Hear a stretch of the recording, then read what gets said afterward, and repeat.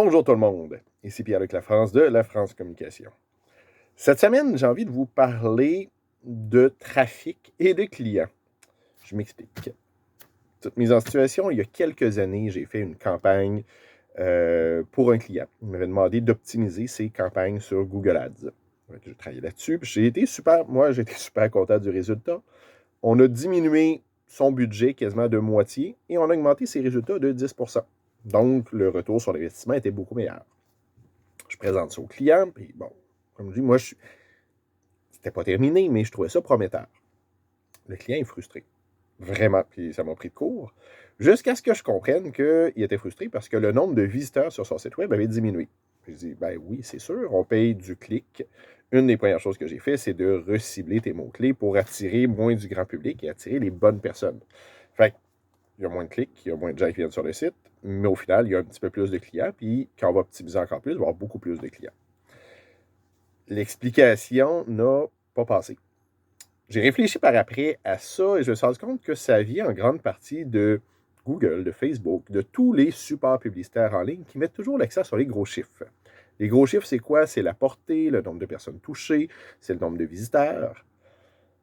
Mais au final, à moins que votre but, c'est de faire une campagne de visibilité, mais la plupart du temps, on veut des clients.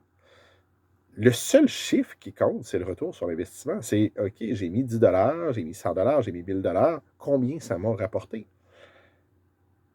Et mon conseil, plutôt que de viser des mots-clés très, très larges, qui vont permettre, oui, d'attirer plein de monde, mais surtout des touristes, essayez d'avoir des mots-clés plus précis, des mots-clés utilisés par votre public cible au moment où ils sont en mode magasinage, au moment où ils veulent acheter un produit. Je ne sais pas, vous êtes un fabricant de guitare. Oui, vous pourriez avoir comme mot-clé guitare. Mais soyons honnêtes, à la fin de la journée, c'est quoi les chances que quelqu'un qui a fait une recherche guitare sur Google achète une guitare sur mesure qui coûte plus cher que la moyenne? Pas très élevé.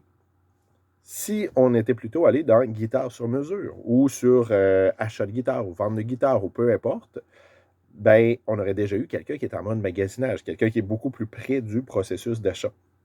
Donc, réfléchissez toujours quand vous lancez une campagne, c'est quoi votre objectif?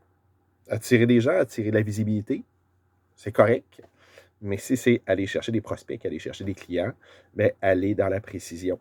Le trafic, dans ce contexte-là, n'est pas la donnée pertinente. Tu sais, c'est sûr que si toute chose étant égale par ailleurs, on veut le plus de visiteurs possible, mais on veut surtout avoir les bons visiteurs. Si vous voulez des trucs, des conseils, des façons de créer une campagne efficace, n'hésitez pas à communiquer avec moi. Pierre-Luc Lafrance de La France Communication.